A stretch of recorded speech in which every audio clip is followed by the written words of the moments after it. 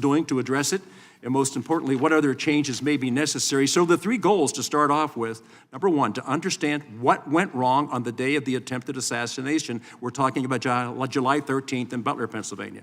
To ensure accountability and to prevent such an agency failure from ever happening again. That is a tough task because we don't know what the future holds for us. On July 13th in Butler, Pennsylvania, and then again on September 15th in West Palm Beach, Florida, President-elect Trump was the subject of two separate assassination attempts. Butler, Pennsylvania is not only within the district I represent, but it's also my hometown where I grew up and have fond memories of playing American Legion baseball on those grounds.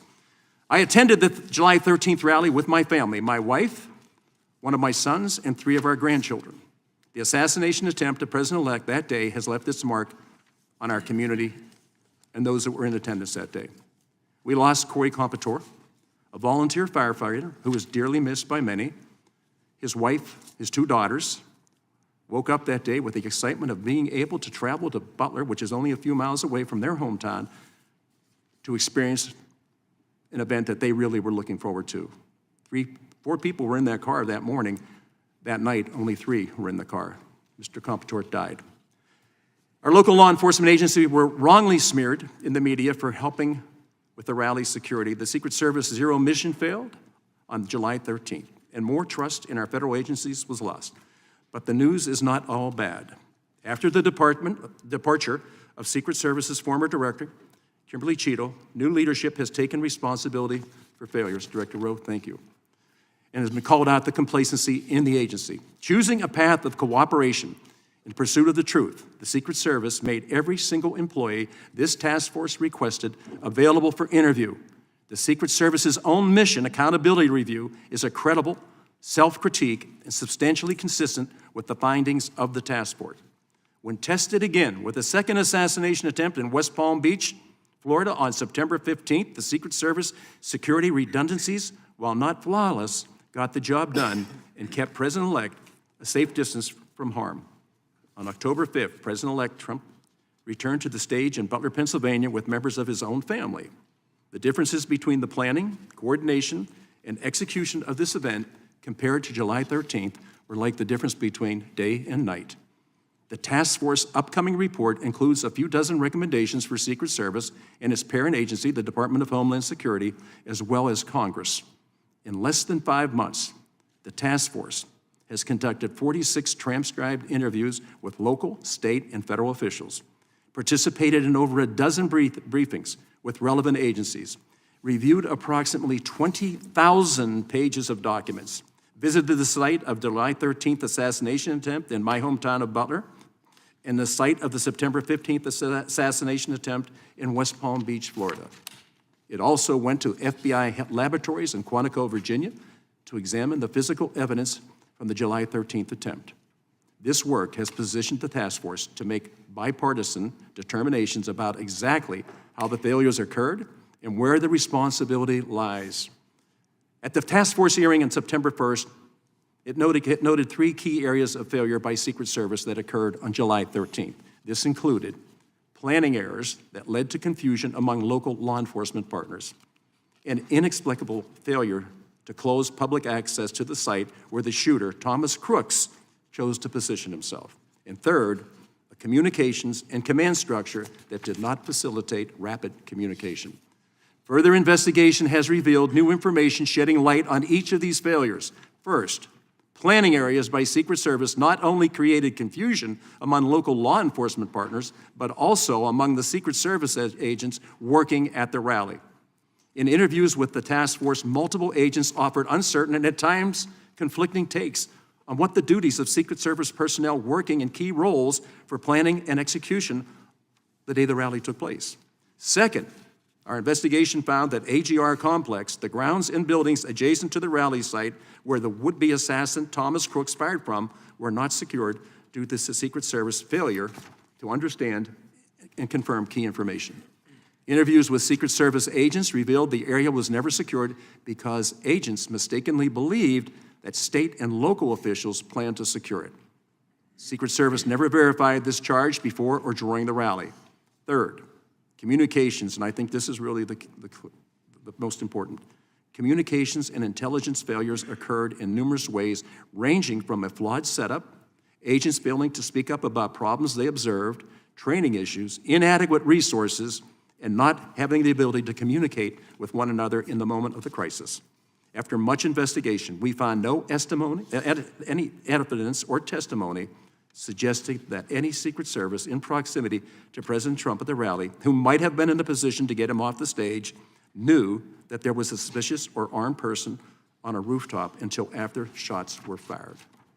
In the course of our investigation, some interviews with Secret Service personnel included expressions of regret, while others took defiant stances blaming colleagues for their failures. Several Secret Service agents interviewed by the task force have either already left the agency or have been placed on a status called situational telework, where they are not allowed to contribute to the core duty of protection. Those agents have been left in flux, waiting to see if these fundamental leadership failures will ultimately lead to the end of their careers. It's not in our nation's or anyone's interest for the Secret Service to delay accountability decisions any longer. I strongly encourage Director Rowe to review the task force final report and act to hold those individuals responsible for the failure accountable in a way that enables the Secret Service to move forward. We are no longer under the illusion that there is still work to do in fixing these problems with the Secret Service. Every 4 years, those campaigning for our nation's highest office reach out across America to connect with the public and ask for their support. This is a fundamental principle of our democracy. On top of being responsible for protecting our nation's highest-ranking officials, their families and foreign dignitaries during a campaign season, the Secret Service must protect the candidates running for office. This greatly increases their optional tempo and pushes the resources to a limit.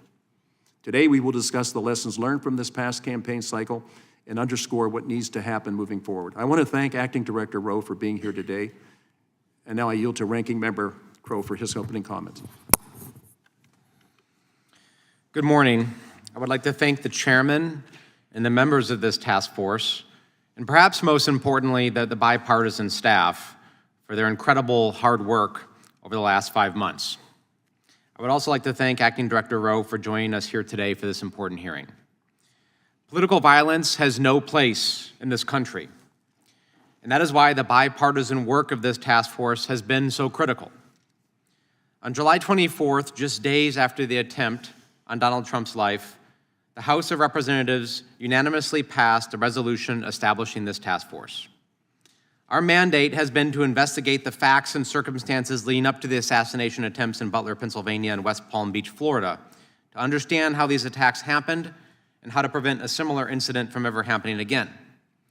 But we also had another mandate, another unofficial mandate, and that was to come together as Democrats and Republicans and to show the nation that we can undertake the work of conducting an investigation, of uncovering the truth, and submitting a bipartisan report telling that story. And that is what we have done. In less than 5 months, the task force has done an outstanding amount of work to accomplish its mission. We received numerous briefings with federal agencies, including the Secret Service, the FBI, and ATF, visited the site of the first assassination attempt in Butler, Pennsylvania, and the site of the second attempt in West Palm Beach, Florida, held 46 transcribed interviews with federal, state, and local law enforcement officials, reviewed more than 18,000 pages of documents in response to requests for information to federal, state, and local law enforcement agencies, published an initial interim report laying out the task force's initial findings to ensure the American people remained updated on our work, held a public hearing with local and state law enforcement officials and former Secret Service agent who provided additional understanding of what went wrong in Butler. We visited the FBI laboratory in Quantico, Virginia to review evidence from July 13th, and today we are holding our final hearing with Secret Service Acting Director Rowe, which will be immediately followed by a business meeting to approve our final report.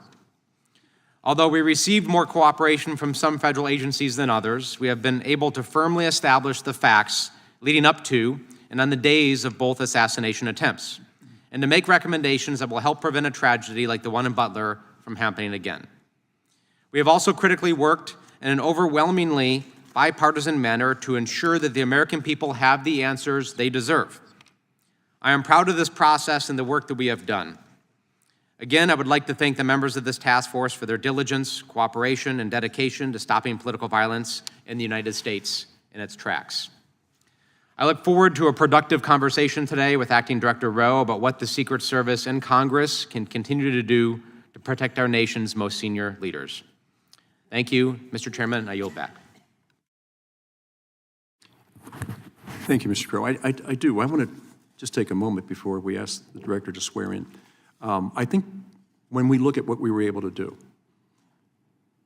13 members of Congress, right? 7 Republicans and 6 Democrats. We never identified as what our politics were about or what party we belonged to. What we identified as a group that was going to try to get the answers to restore the faith and trust and confidence that the American people have to have, not only in this institution, but us.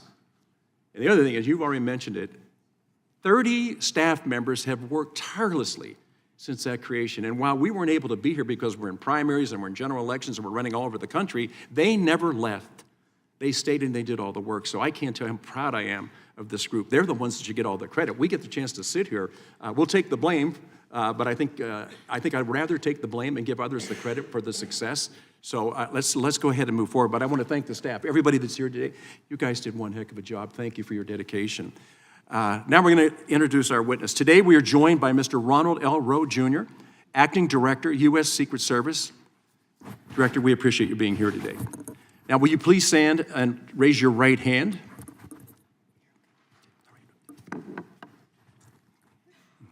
Do you solemnly swear or affirm that the testimony that you are about to give is the truth, the whole truth, and nothing but the truth, so help you God? Let the record show that the witness answered in the affirmative. I now recognize Mr. Rowe for his 5-minute opening remarks. Director, I think we've talked about this. We're going to be flexible on the time. Thank you, Mr. Chairman.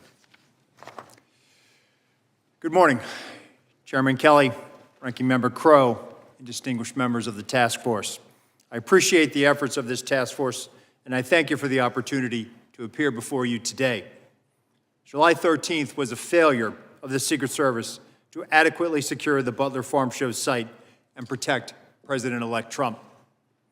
That abject failure underscored critical gaps in Secret Service operations, and I recognize that we did not meet the expectations of the American public, Congress, and our protectees.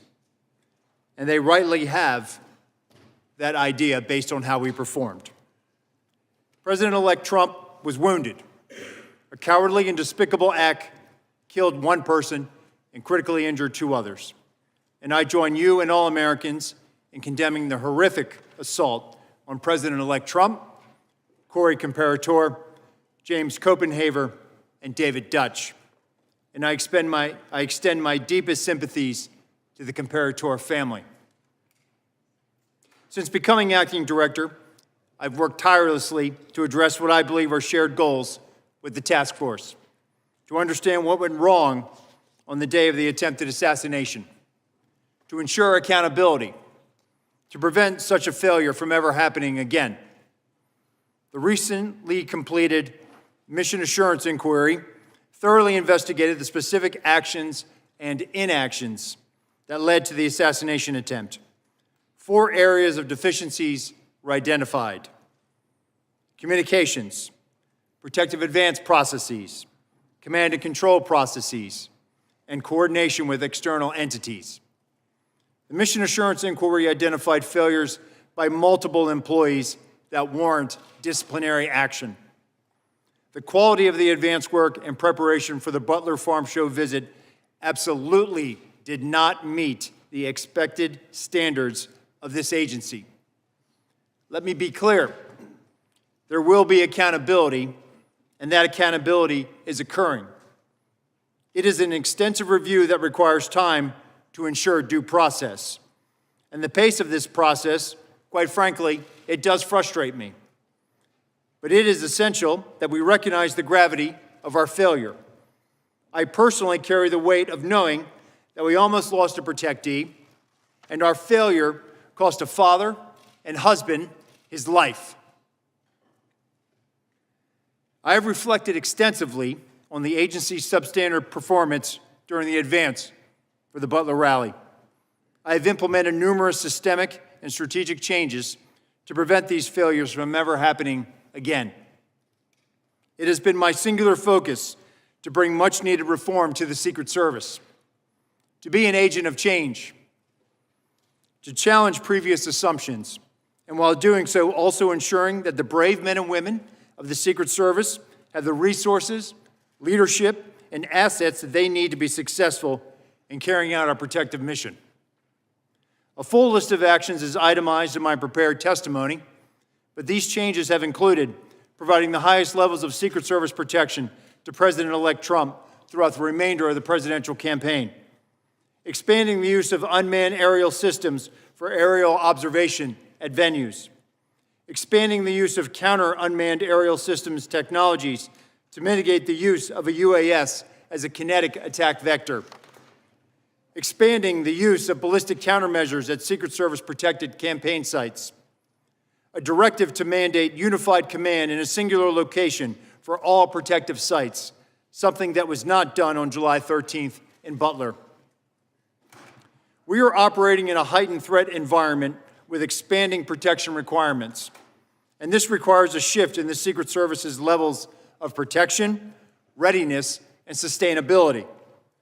The paradigm shift focuses on elevating protection, prioritizing training, strengthening our workforce, and increasing accountability. The elevation of protective operations ties directly to how the work performed by special agents in the field directly relates to our protective mission. The field officers serve a critical role in everything we do operationally, to include protection, protective intelligence investigations, and enforcement operations, among many other important responsibilities. Recognizing how operationally integrated that field offices are, I'm directing an organizational change to shift the Office of Investigations to the Office of Field Operations. This is not simply a semantic change. Establishing the Office of Field Operations is an opportunity to reset our thinking and perspective about the role field offices play in protection, and to enhance our operational effectiveness by better leveraging field offices to support, enable, and inform protection and protective activities. It is also my intention to reconstitute the Secret Service's culture such that training is routine and expected. That was how it was done when I was operational in the Presidential Protective Division, and somehow along the way, we became disproportionately operational in comparison to time allocated for training. As I have publicly stated, the Secret Service historically has had to manage its operations by doing more with less. That is not consistent with achieving a no-fail mission. And since becoming acting director, I've made it my priority to eliminate the do more with less mindset, which has had a long-term degrading effect on our workforce and our protective operations. The Secret Service is making progress on this thanks to Congress. The continuing resolution, which was passed in September, appropriated additional funding to the Secret Service in FY 2025 to support immediate requirements associated with protective operations. I greatly appreciate the efforts of Congress and numerous staff members in making that supplemental a reality. The world is a dangerous place. The responsibilities of the Secret Service are critical to the national security of the United States. It is important that decision makers fully recognize and appreciate the vital role and significance of the Secret Service in our nation's security. The terrorist, the nation-state actor, the sniper, the lone wolf gunman, they must be lucky once. But the men and women of the Secret Service must be perfect every time. That may not be fair, but that's the world in which we operate in. Thankfully, Congress has responded to the immediate challenges facing the Secret Service, and for that we are grateful. Our agency is not defined by one failure, but by our ability to learn from mistakes, to hold ourselves accountable, then learn, evolve, and continue striving for excellence. After the failure of July 13th, the dedicated men and women of the Secret Service rose to the occasion. In the face of immense pressure and adversity, they answered a call to duty with unwavering resolve. And I want to express my gratitude for the extraordinary dedication and hard work of our special agents, uniformed division officers, mission support personnel. They all persevered when the demands of the mission surpassed anything they or their families have ever been asked to take on.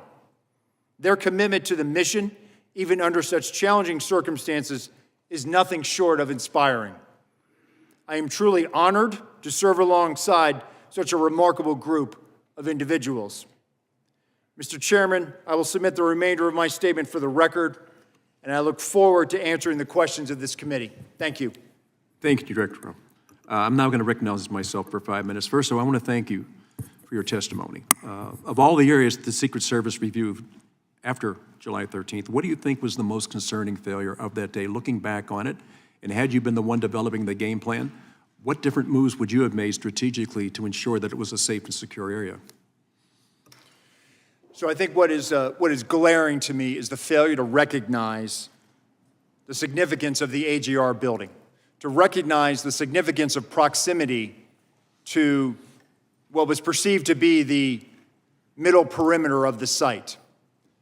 The lack of recognizing that, the failure to effectively communicate, as you stated, and some of the findings of the task force, to effectively communicate to local law enforcement that we need to have uniformed presence out here, that we shouldn't have people that close, unscreened, on the curtilage of our site, not having better line of sight mitigation,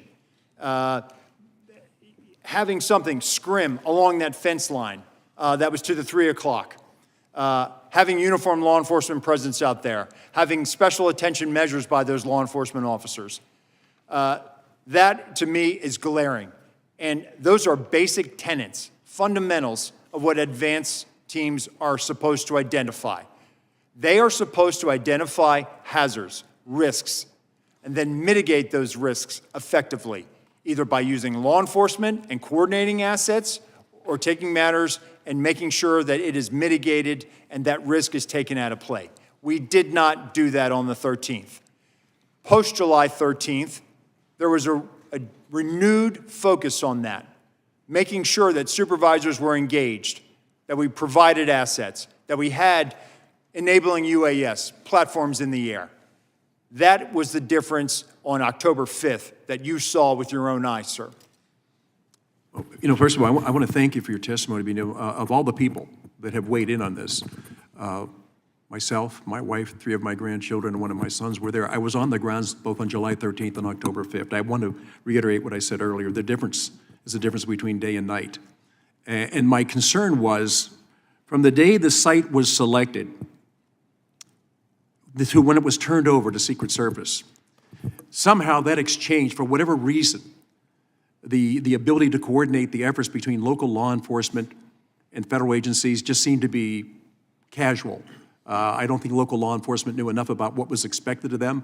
I think that day they were doing what they thought they were supposed to do, and then afterwards it's like, well, we should have communicated better. And I've got to tell you, from the beginning, I always was trying to figure out why 2 different command centers, and why weren't the 2 command centers even able to communicate with each other? Because at the end of the day, it's about communication. And as I've already said, we shouldn't have waited till 11 minutes after 6 that day to determine that we couldn't communicate. So going forward, you've already made some changes, and I think when you look at October the 5th, and this, to me, when I walked on the grounds that day, I felt like I was in the safest place in the world. The awareness of that, when you look back at it, and you were not in charge at that time on July 13th, but afterwards, the attention to detail that you put into effect on October the 5th, if you can share with us what we should do going forward, is there a protocol? Is there an ability to communicate? Is there an ability then to draw not only agency, the federal agencies in, but also local agencies, because you can't cover the whole thing by yourselves. You just don't have enough personnel, you don't have enough assets.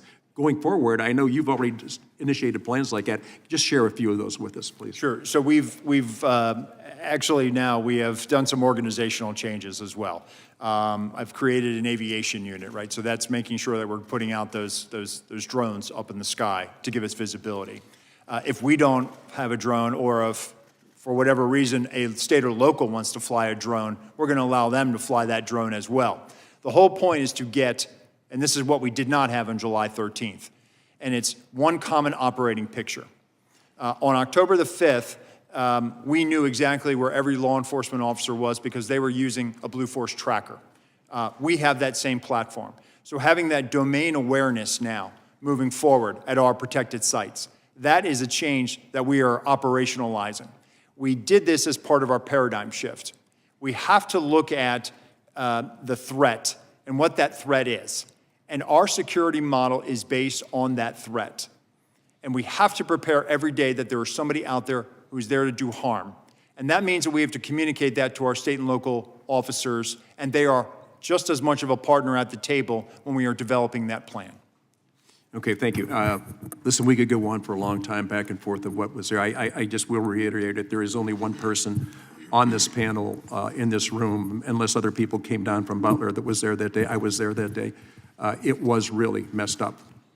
I couldn't understand at all what was going on because it was unlike any other rally that I'd ever attended. I do know that you have so many protectees that are out there. The size and scope of your responsibility is beyond what the average American would understand. And I think by having these hearings, people are going to understand what is the purpose of the investment, why do we do it, and who all is it we're trying to protect. At this time, I'm going to turn over to Mr. Crow. It's been wonderful working with him, and his military background exceeds anything I ever knew. So, Representative Crow, please. Thank you, Chairman.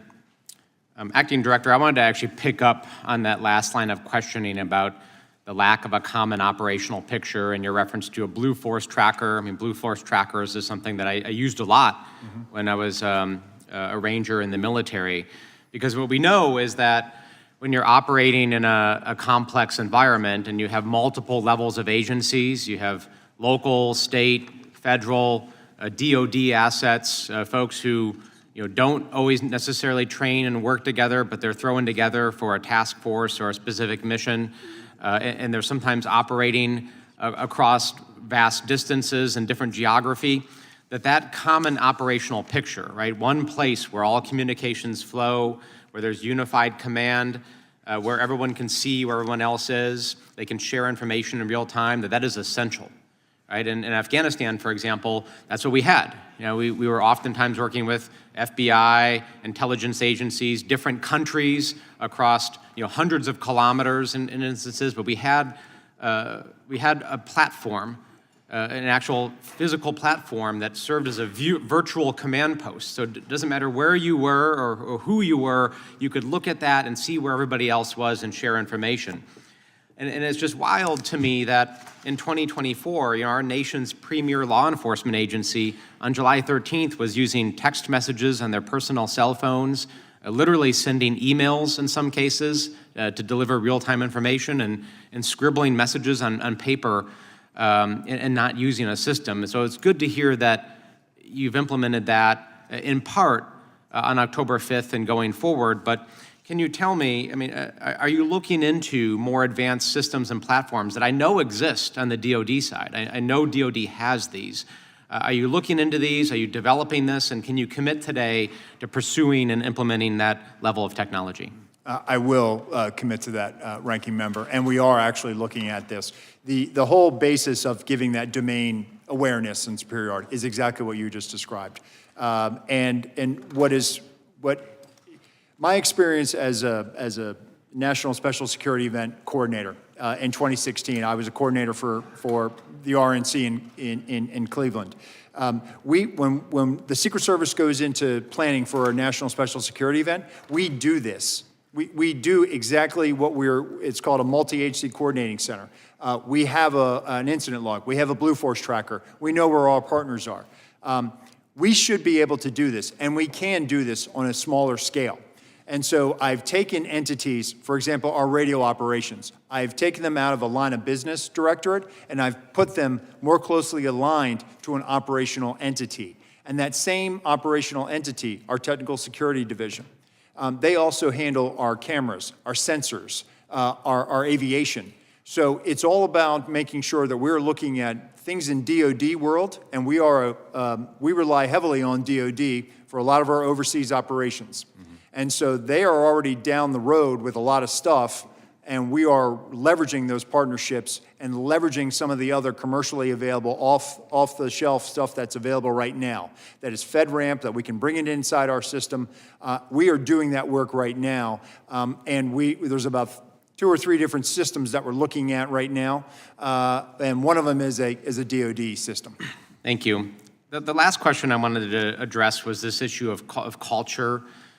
And I'm struck by the fact that there were numerous things that occurred on July 13th, and I'll just list some examples. One was the counter UAS operator did not have formal training on that system, and when it didn't operate, they just simply went without it being raised to anyone else's awareness. And the agent responsible for emplacing the counter sniper team placed the team that had responsibility for the sector that included the AGR rooftop, which is where the gunman fired from, placed it in a location where there was a tree blocking substantial portions of that rooftop, yet nobody said anything. When I was in the Army, there was this culture and expectation that when you were on a mission or in a training range, that anybody could say something at any time if they saw a safety risk. It's the old adage, if you see something, say something, right? So a private could stop a training mission or even a real mission if there was a life and safety issue. Commercial pilots have the same thing, that if you're in the cockpit, anybody can say, hey, there's a problem to the captain or stop something from happening. I'm struck by the lack of that culture on July 13th. That if you're a counter sniper and you've been placed in a position that actually doesn't allow you to see entire sectors of the position that you're responsible for, why aren't people saying something? And it happened on numerous occasions. So can you speak to that culture and how you change that culture so that folks speak up and everybody's empowered to make necessary changes on the spot if they need to? Sure. So first it starts with training, a retraining, right? A re-education of folks. We have to do that. Secondly, we also have to make sure that we are more regularly doing hot washes, after actions on this. So one of the organizational changes, I've directed the Office of Protective Operations to initiate and stand up almost an auditing capability, to regularly send out folks to evaluate how we're doing. And also share findings with our Office of Training. What we don't want to do is we want people to understand, hey, we want to get better. We're not here to take punitive action against people just to gig you for something. No, we want to make the mission better. We want to do that. We do this, again, in our National Special Security Event construct. It's in policy that coordinator has to do an after-action report. We do some of these things informally, but we have to do this regularly. We have to do after-action reports, and we have to retrain our folks to say, it's okay to see something and say, hey, wait a minute, why don't we have that hallway covered? I will tell you that my time as a full-time agent on the President's detail, that was the culture. I don't know where we lost that. But you were always empowered. If there were 31 poststanders on that site, there were 31 different site agents. And you had a shared collective responsibility, exactly what you're talking about, for the integrity of that site. We have to get back to that. And I think training, which touches everything from the cradle of your career all the way to the end of your career, training is where we need to make that investment. Thank you. I couldn't agree more and appreciate that answer. I yield back. Thank you. Now recognize Representative Joyce from Ohio for 5 minutes of questions. Thank you, Chairman Kelly. And first, I'd be remiss if I didn't thank you for your Ranking Member Crow for the fair and honest way in which you've handled this matter, and to the distinguished colleagues I have here on this committee for their use of their background. Since my background seems to be in appropriations, and I happen to have chaired the Homeland Security Appropriations Subcommittee in 24, I'm pretty familiar with your budget. Yes, sir. And so I think I want to go down that lane with you. In the September CR, Congress approved $231 million in supplemental funding for the agency led up to the 24 election in November. Acting Director, could you describe specifically how that funding was used? How did you prioritize where to allocate it, and how those decisions will impact the longer-term resource needs of the agency? Sure. So there were immediate needs that we used a portion of that money for. So we are submitting regular reports back to the Appropriations Committee. So they are closely tracking this, and we see this as an opportunity to prove that we can fiscally spend this money in a very responsible way.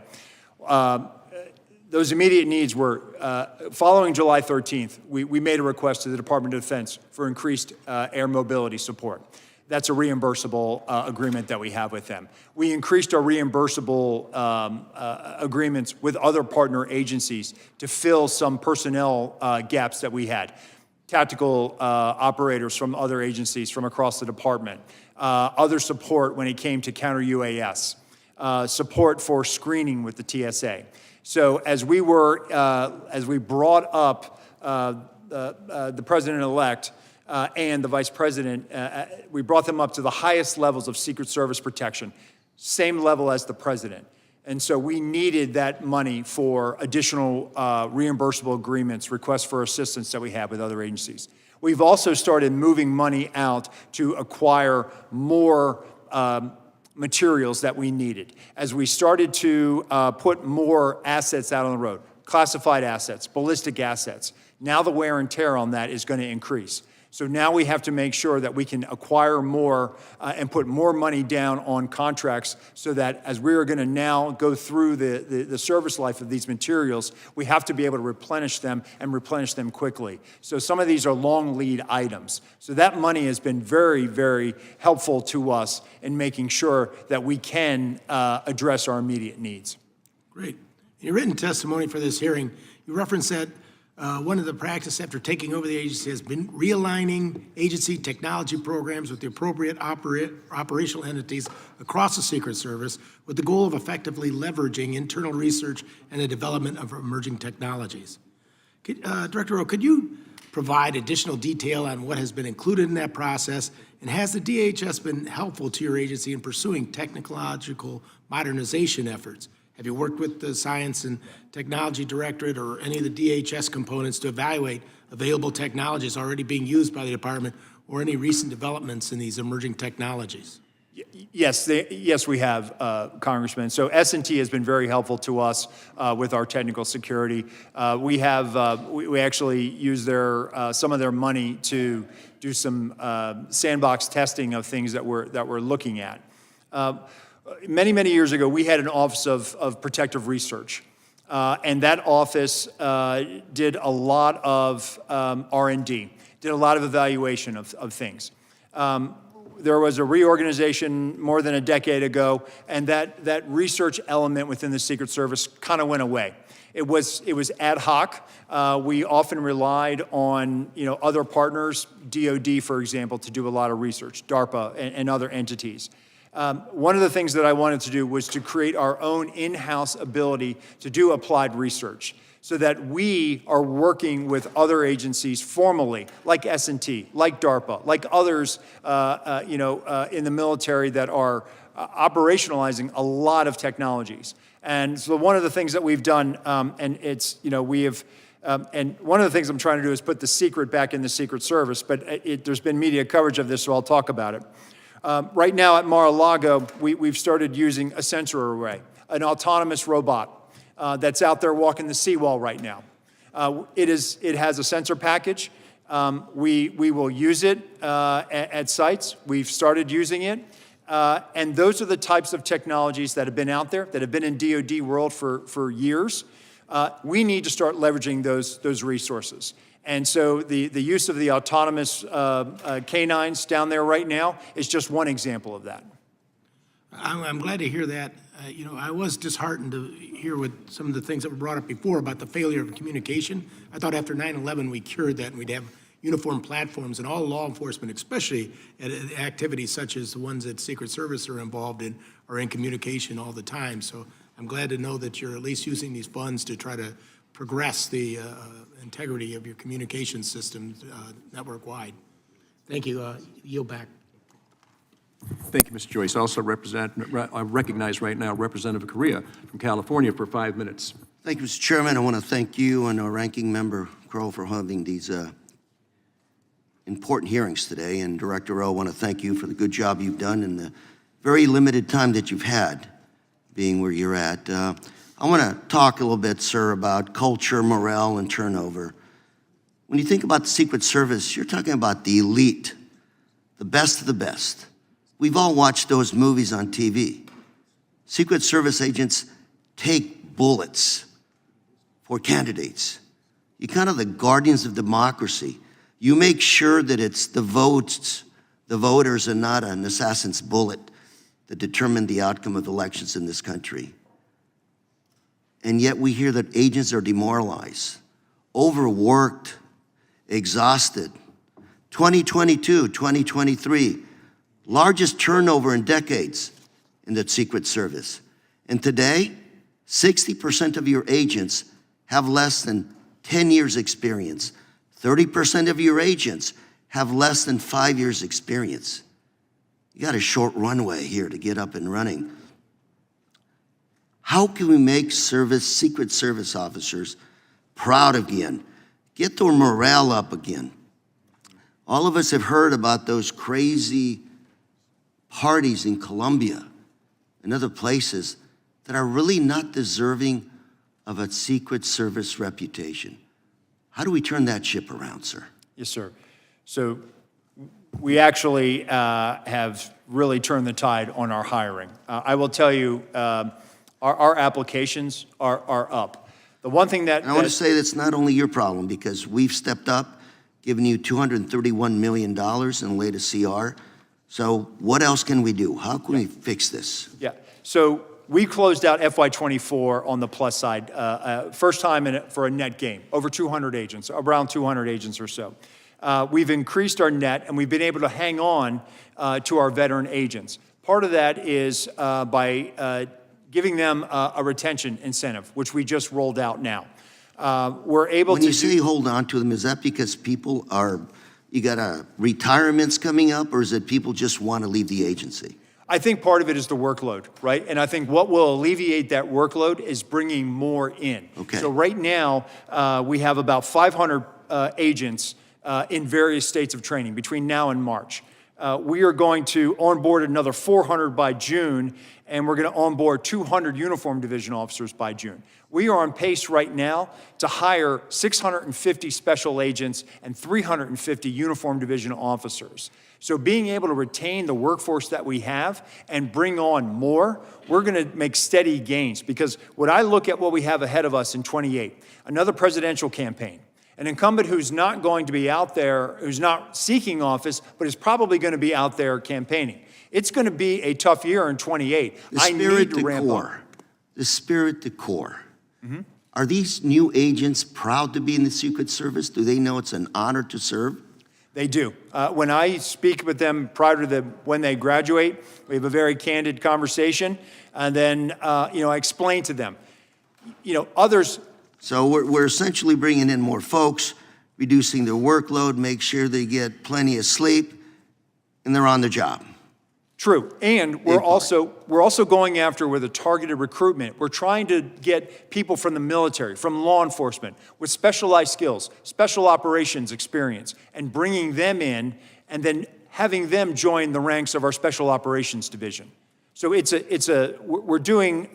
basically taking a multifaceted approach to build our ranks. And those folks, when they join, they're proud. That's one of the proudest days of their life, when I hand them that commission book and badge. And I explain to them that they have an obligation, not for the people that they protect, but for also the people that came before them, that paved the way, and the people that will come after them. Director Rowe, I've got about a minute left. Sure.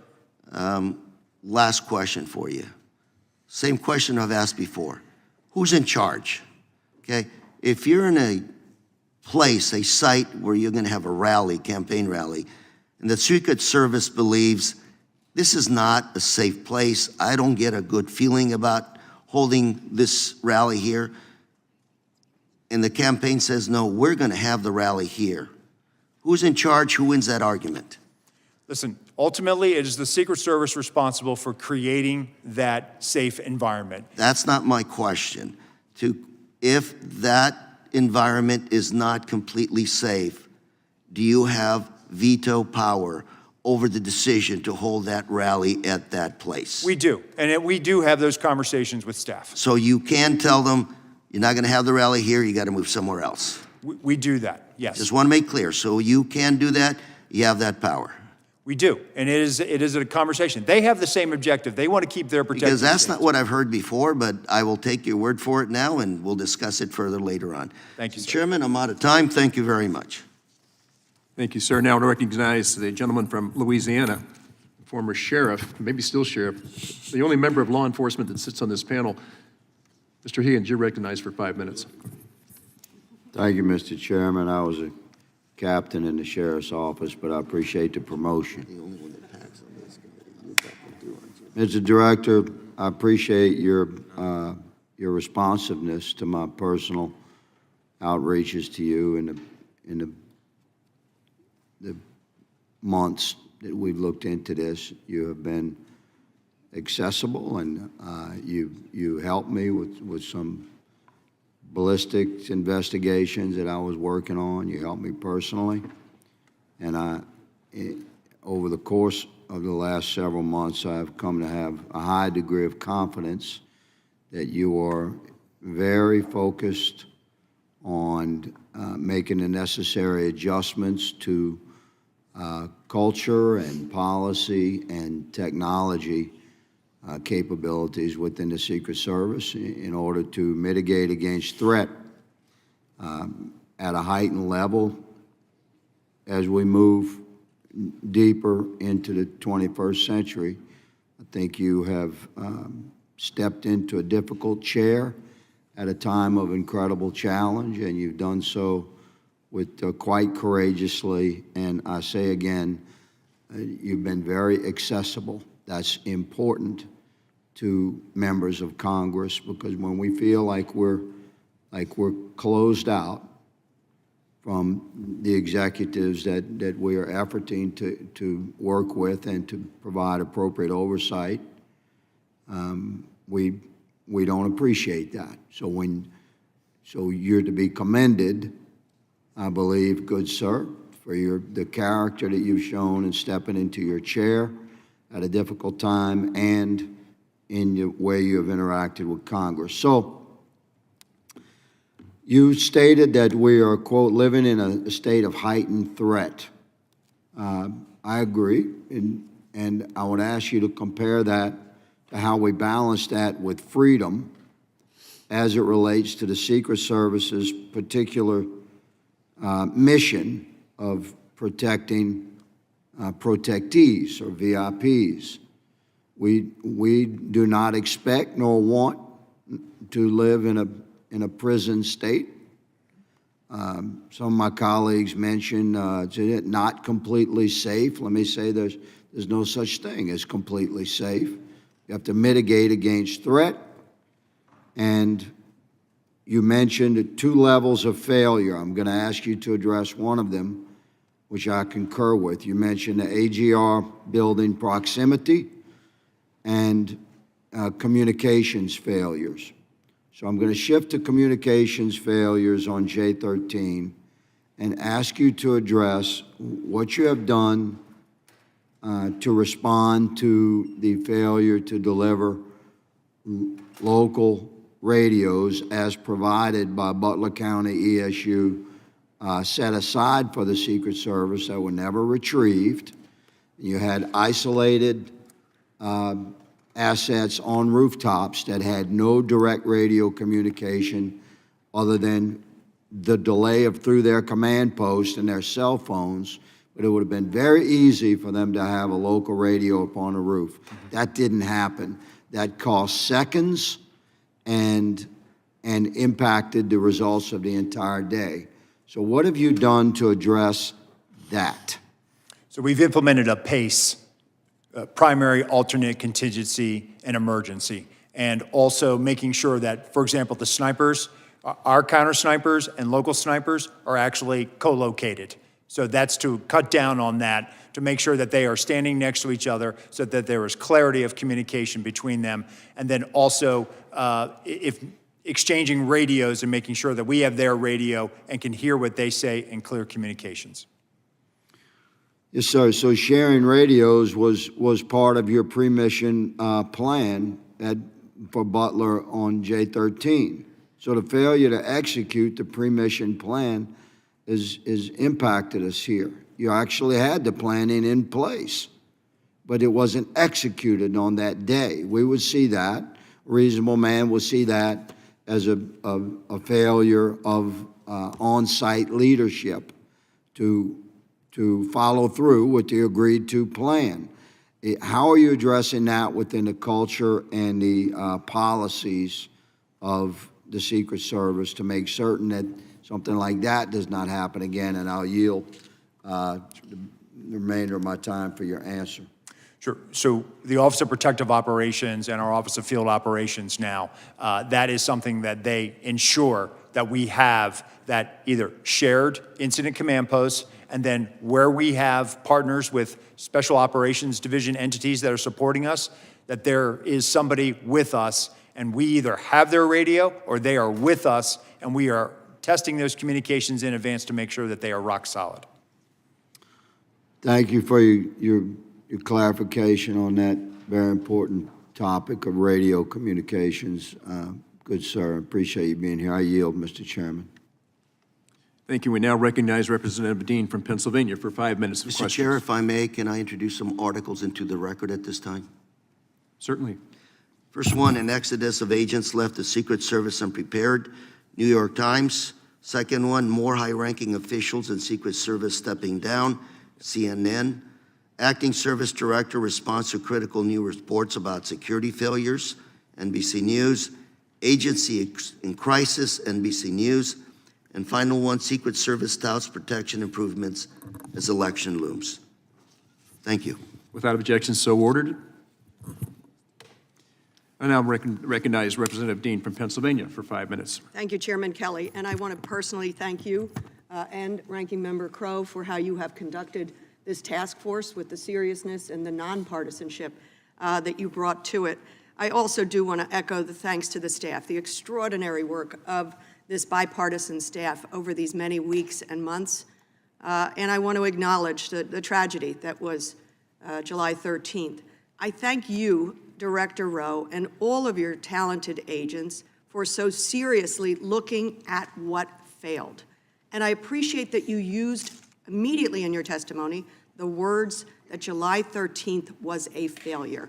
It absolutely was. And I'm thankful to you for not trying to fog it over with some euphemism, some opacity that would not tell the American public what they need to know, what Congress needs to know in order to support the Secret Service to do your mission of no fail. So I thank you for that. I want to talk as quickly as I can around advanced pre-planning, then the day of, and then line of sight and snipers, counter sniper by Secret Service as well as local ESUs. So, for example, at the last hearing, I had the chance to talk with Butler Township Police Department Patrolman Drew Blasco. He testified that during the July 11th walkthrough, he told 3 Secret Service agents from the Pittsburgh field office and the Donald Trump detail that the AGR complex was a vulnerability. Some of the vulnerabilities he spoke about was the ability of people to get on the ground. I don't think he spoke specifically as to the roof, but the fence line, that chain link fence line over to the fairgrounds, that it was see-through, frankly, and the opacity, that the failure of making that opaque. There was, I think, some discussion of vehicles, put some vehicles along there, ag vehicles or something. So my question is, I know that the Secret Service has testified that they don't remember those conversations. Did the Secret Service discuss the vulnerability with local police or anybody as to the AGR complex, that fence line, the property itself? Congresswoman, what I can tell you is based on what my mission assurance inquiry has found is I cannot find a written communication where the AGR building was discussed. To me, that is glaring. That's a problem. It should have been identified. When I traveled there, Excuse me, I'm testing. a day after I was named as the acting, and as I'm walking around, and when I went up on the roof, and I'm looking at the proximity to the site, I was taken aback by the fact that that was not secured. So my answer to you is I don't have a written record of that. And so in the future, would those kinds of vulnerabilities be written down? I mean, they can be verbaled, but at some point, somebody should be taking notes, and that leads me to my second set of questions, which is the day of. What happens when Secret Service comes to the site and they see these vulnerabilities, that transparent fence line, a property completely unprotected, so that people could walk through, get closer to the stage, to the president, than those who had to wait in line to go through magnetometers? Who is in charge when you get on the property to say, we got a problem over here on the left-hand side? Yes. So we are clarifying the policy about who is in charge. And the current policy states that the advance team is responsible under the direction of the field office SAC. That's in policy, that they are supposed to identify risks and mitigate them. But is there sort of a tick-tock where you say, okay, we're on the property, that we've got the president coming in, and have we checked all the boxes in terms of the protection of this space? As a good site agent, you should be there when the site is being built, things are being placed, and then if things are not where they should be or where you thought they should be, it should be escalated up to the detail second supervisor who arrives ahead of the protectee, or there is a mechanism. It was not exercised in this situation. Okay, and then I know my time's running out. Two quick things. The failure to coordinate with Butler and Beaver ESUs, the emergency services units. One was up on a rooftop across the way, the other inside the AGR building. That's a baffling miscommunication to me, a failure of direction for them. And I want to end with this, which is where I began. When Ranking Member Crow and Chairman Kelly separately called me about serving on this task force, I was struck by the final thing that the chairman said to me in terms of our mission here. It is, of course, to identify the failures, to identify what Congress can do to strengthen the resources you need. But it is ultimately to make sure we can restore faith in institutions as essential as the Secret Service. So that is our ultimate mission here. And of course, to protect lives. The fact that we lost Mr. Comparator, 2 others grievously injured, others traumatized, unable to, with joy, go participate in our political system without fear of violence against candidates, protectees, or themselves. We have to restore faith in institutions like yours. And with that, I yield back. Thank you, Ms. Dean. I'm now going to recognize the Chairman of Homeland Security, Representative Green, for 5 minutes. Thank you, Chairman Kelly, and I want to commend you and the Ranking Member Crow and the task force staff for the hard work that they put into investigating this critical security failure that led to the assassination attempt that wounded President Trump and 2 rally attendees in Butler and tragically took the life of Corey Comparator. The Secret Service has a zero-fail mission. July 13th was the closest that a would-be assassin has come to killing a current or former president since 1981. President-elect Trump escaped death by millimeters. As this task force has discovered in the course of its thorough investigation, critical errors in the planning and the operations for the July 13th rally allowed a lone gunman to open fire at President Trump and rally attendees. These security failures reveal the need for significant reform at both the tactical and agency-wide level to correct these vulnerabilities and enhance the Secret Service's ability to carry out its protective mission. I do want to thank the acting director. Right after the first attempt at Butler, I think that next Monday, the Committee on Homeland Security was standing on the site. And at that point, the then director had never even been to the site. I'm not sure she ever got to the site before resigning. But within a day of what happened in Florida, you were there. So I appreciate the delta in leadership there. We appreciate the hard work and bravery of the men and women of the Secret Service who have served tirelessly during a busy election season, and it is our hope that this investigation leads to a Secret Service that is stronger and better prepared for its mission. Obviously, the biggest failure, you brought it up, was the AGR building, the failure to the line of sight issues that were related to that. what's specific to that failure, the miss of that risk. I mean, that a basic training private in the infantry would know about 360-degree security. What specifically have you done to make sure that never happens again? Yes, sir. So one, with this paradigm shift, going with the threat model and looking at the fact that we have to be able to provide the highest levels of protection to any of our protectees based on that threat. That means that we bring the full resources of what the Secret Service has. Our Special Operations Division operators, which consists of our counter snipers, our counter assault team members, and other members, and other entities within the SOD.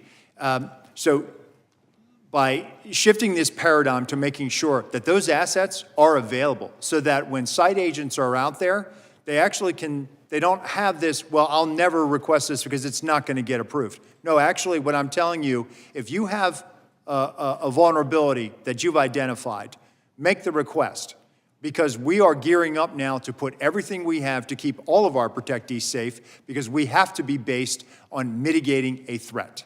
It seems almost to me like it was lackadaisical. I mean, it's hard to fathom that someone would say, we don't need to cover this. And the communications issues with the local law enforcement, I asked the question when they came before the committee recently, when everybody showed up on the day, was there a check-in? And there were law enforcement agencies that had never even talked to Secret Service that day. I mean, these are really basic things. And you would think they would know to do those kinds of things. So it speaks of apathy or complacency that is really unacceptable in an organization like the Secret Service. One of my questions to you is, the level of the failure. It seems unfathomable. The internal policies that weren't adhered to, the failure to mitigate very obvious risks.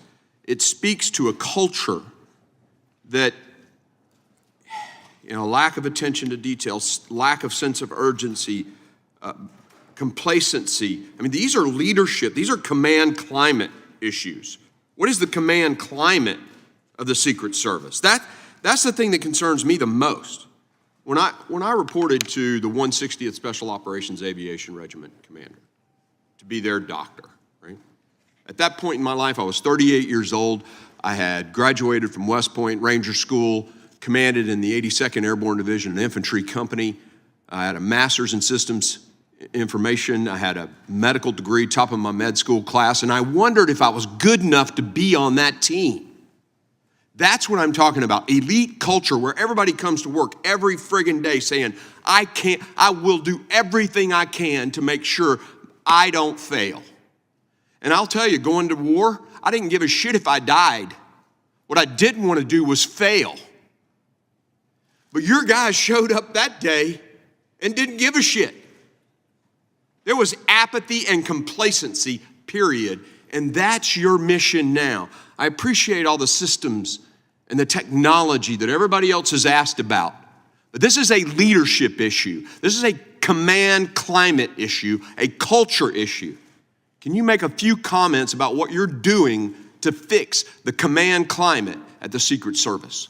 Yes, sir. So we are reorganizing and reimagining this organization.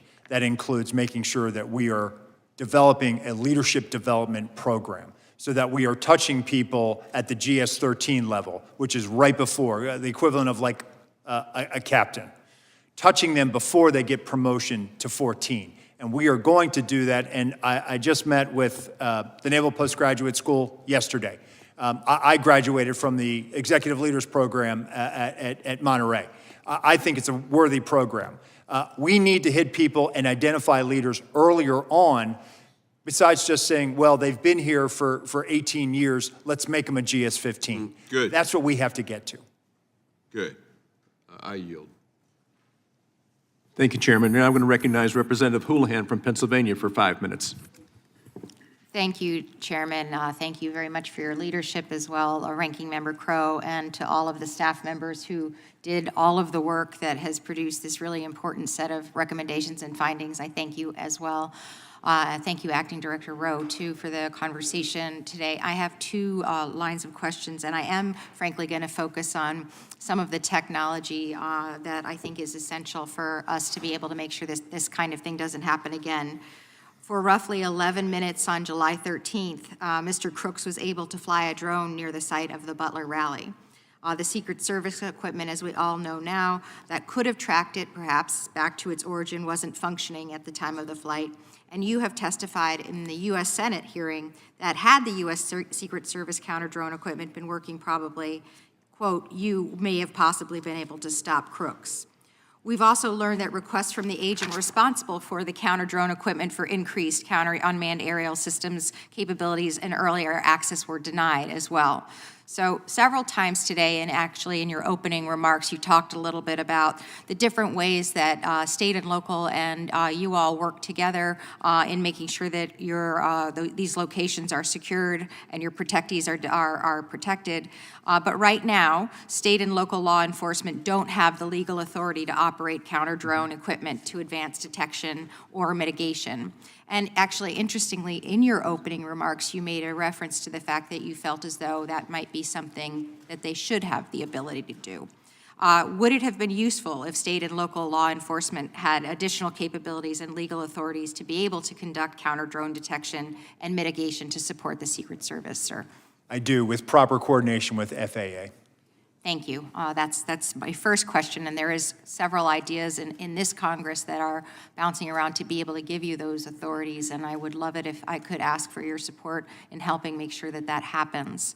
My next set of questions has to do with some of the testimony that we had in our first hearing, where I'm, unlike some folks here, my background is in engineering, and I focus a lot on emerging threats, cybersecurity, biotechnology, and biothreats.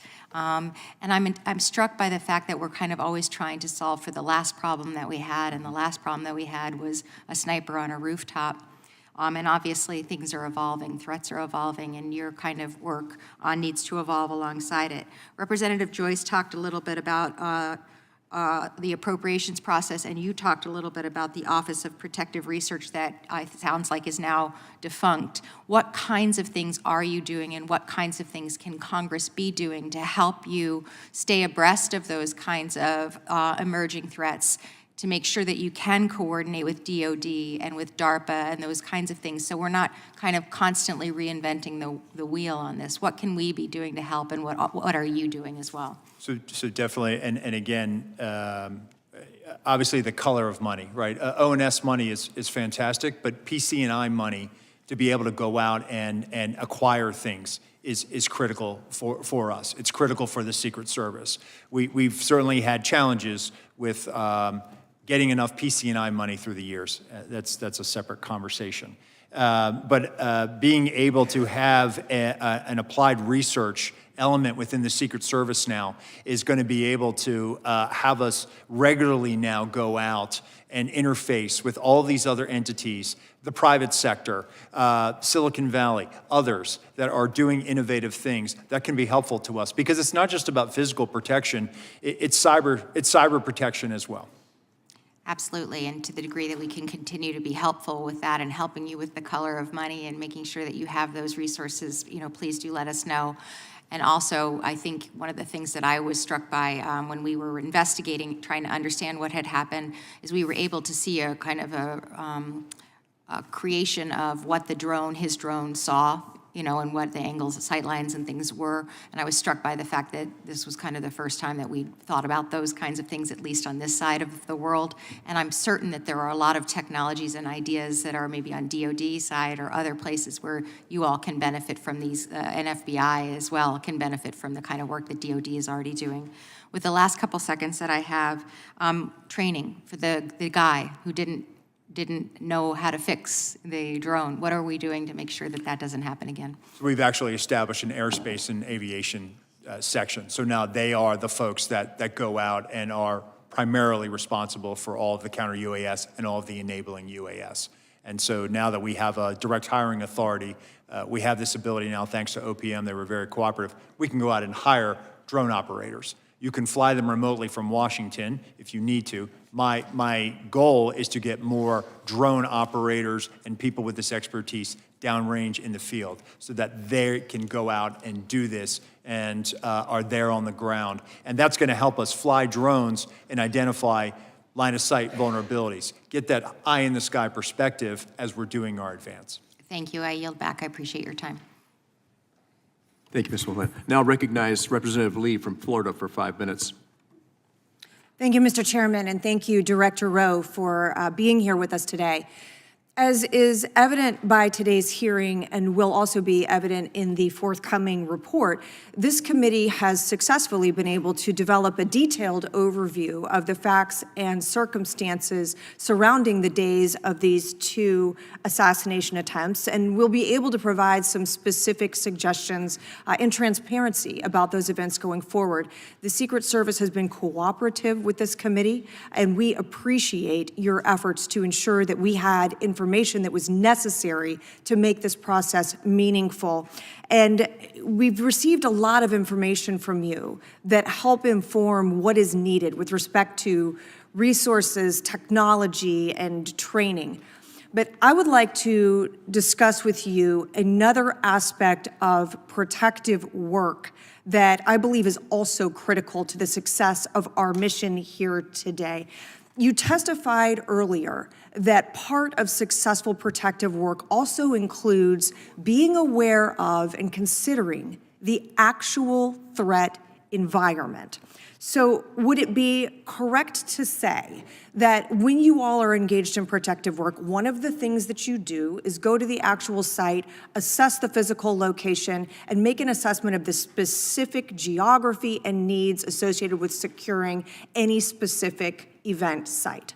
Yes. Is it also correct to say that part of preparing for these types of events is to analyze the actual threat information that you have, whether it is a specific active threat going on, a greater threat landscape, that you also consider the types of threats and the threat environment that is active at the time of an event you're trying to secure? Yes. So would you agree that you're fighting a big diversity of threats? You mentioned earlier things such as a lone wolf actor, a nation-state actor, that there are an incredible diversity of threat actors that you are trying to fight against. Yes. And so for us as Congress, with our mission here, which is to understand what has happened and what you need, how we can equip the United States Secret Service to effectively perform their mission, would you also agree that it would be useful or constructive for us to have access to that type of information as we go forward and attempt to finalize our assessment of the going forward future needs of the United States Secret Service? Yes. And here, I would like to say this. I noted earlier that the Secret Service has been responsive with us and has provided us with a great deal of information and insight about your operations, what you did in preparation for these 2 days, and what went wrong. But it is important to note information that this committee does not have from the Department of Justice, including components of the Department of Justice, the FBI, and ATF, and what we do not have from those agencies, to include digital analysis of electronic devices belonging to crooks, the same for electronic devices belonging to Routh, interview summaries for the family members of crooks who were interviewed by the FBI after this event, any sort of overall financial analysis of these two individuals and who they were and what they were doing. So while we have an extensive and thorough analysis of the logistics, the specific things that happened on that day, who was standing where, who wasn't on a radio, how we could improve the implementation of the security measures that were in place that day, in a very real sense, we do not have some of the critical intelligence information that might have helped us even better understand the needs of your agency going forward. Our mission on this task force is to understand what went wrong on the day of the attempted assassination, ensure accountability, and prevent such a failure from ever happening again. And I would assert that preventing such a failure from ever happening again necessitates that this Congress has access to all of the relevant information related to these days, related to the actual threat landscape that affects not only President Trump, but other protectees that are under your care. So I beseech and suggest to the Department of Justice going forward that this is information that can and should and must be provided to Congress if we are to understand how to equip and support our federal law enforcement agencies. And with that, Mr. Chairman, I yield back. Thank you. Thank you. You're spot on, Ms. Lee. Now I want to recognize Representative Ivey from Maryland for 5 minutes. Mr. Ivey. Thank you, Mr. Chairman, and thank you to the ranking member and my colleagues for such bipartisan work here, and thank you to the staff as well. Thank you to you, Mr. Rowe. I appreciate what you've been doing and how you've been cooperating with us and the work that you've done at the Secret Service as well. I did want to follow up on Representative Houlihan's questions about drones. I do appreciate the fact that you've addressed many of the issues with respect to the failures that occurred on that day. But I do want to be mindful of making sure we're not just fighting the last battle, and we're looking ahead to the future, as Ms. Houlihan suggested as well. And I don't know that I want you to answer what I'm about to ask you, at least not in open session, but on October 7th, Hamas used drones to attack actually to launch its attack against Israel. The drones appeared to me, and based on what I've seen in videos, to be relatively unsophisticated, relatively inexpensive, but very effective in carrying out that mission so that Hamas could breach Israel's front line and commit the attack that occurred later that day. And we've also seen what's happened with Russia and Ukraine with respect to the use of drones too. And frankly, we were seeing this before July 13th. Pretty extensively, I think. So one of the things I want to ask, use of drones for that day, I know we've talked about the visibility piece, I think was your word, reconnaissance and the like. But I want to hear from you, maybe not in public, but maybe in executive session, about the countermeasures that are available to the Secret Service to deal with drones that are used to actually conduct the attack. So not just sending information back, but as we saw on October 7th, could actually carry, for example, an explosive device that could be used on that day. Now, I know Chairman Green with Homeland Security, you've heard the passion he brings to this and the background that he has, and he's right, we did have a hearing on this at Homeland Security, not just that issue.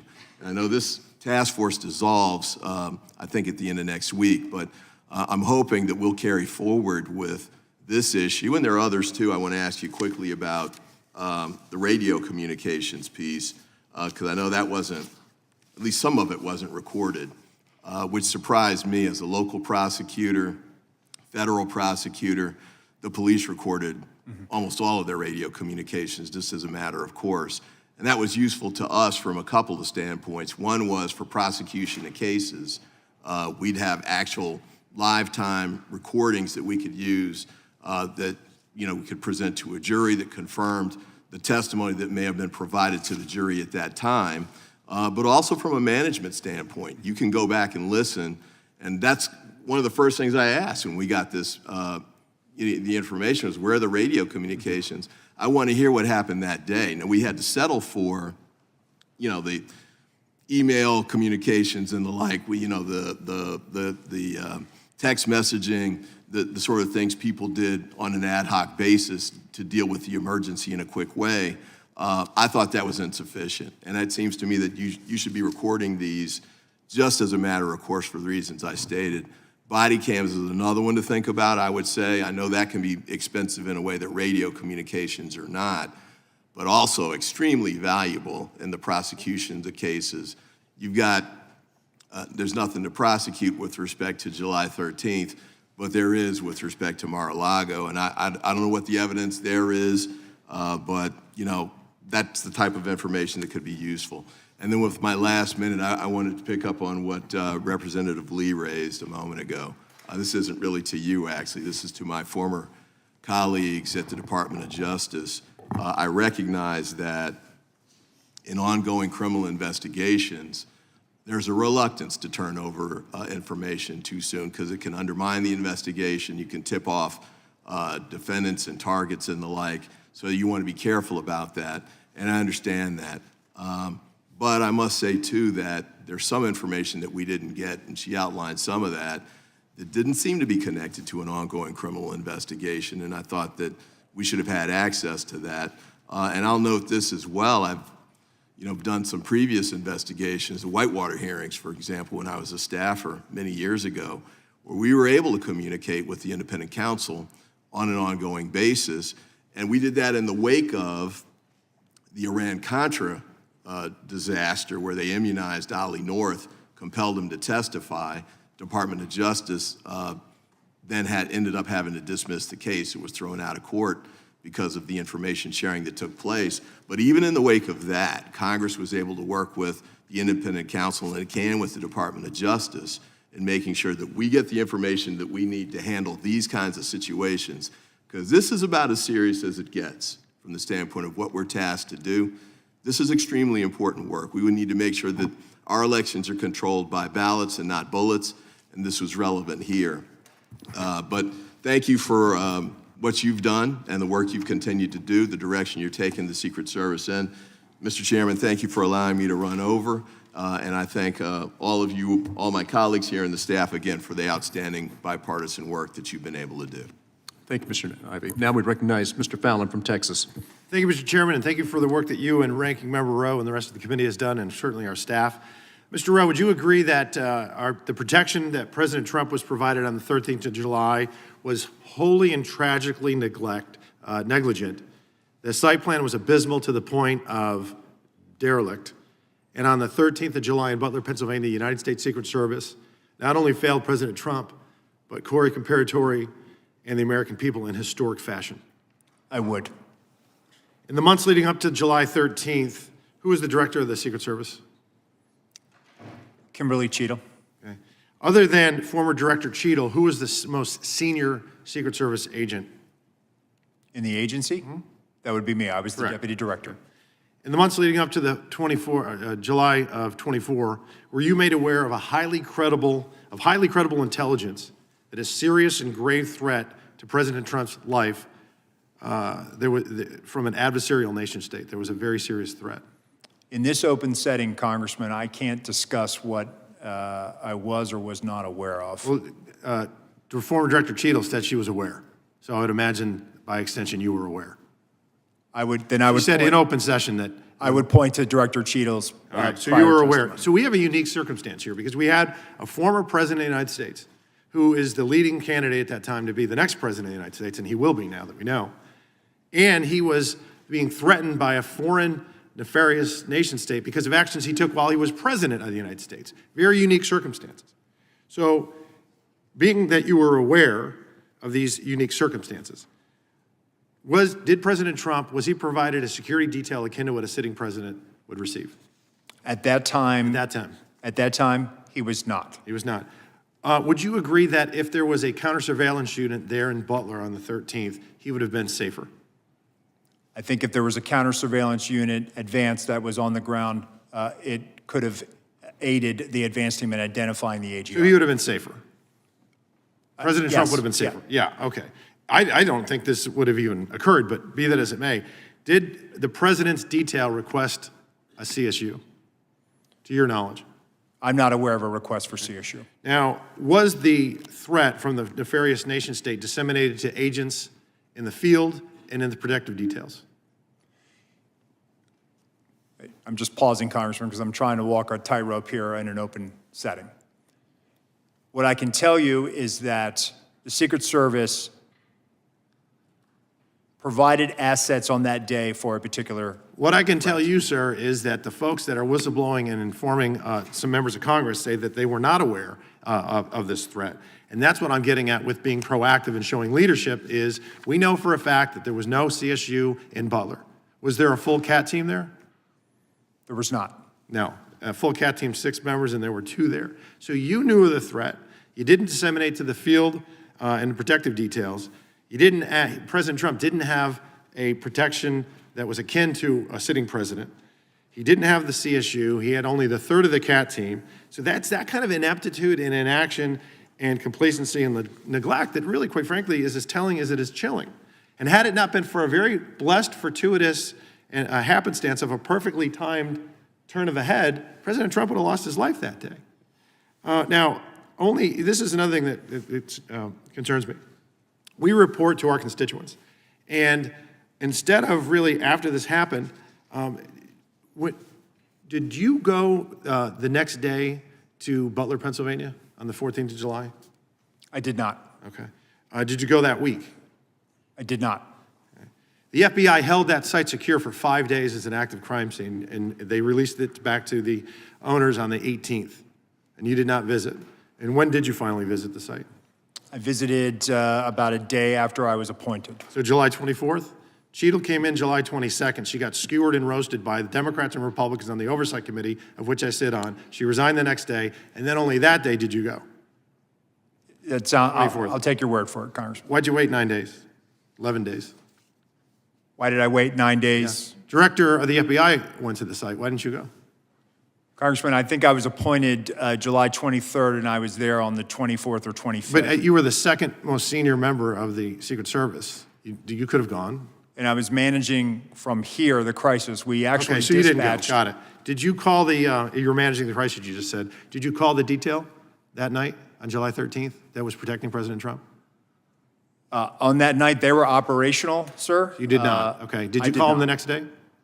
No, I did not. Okay. When did you finally talk to him? I spoke to them when they arrived in Milwaukee. So 4 days later, July 17th, does that sound about right?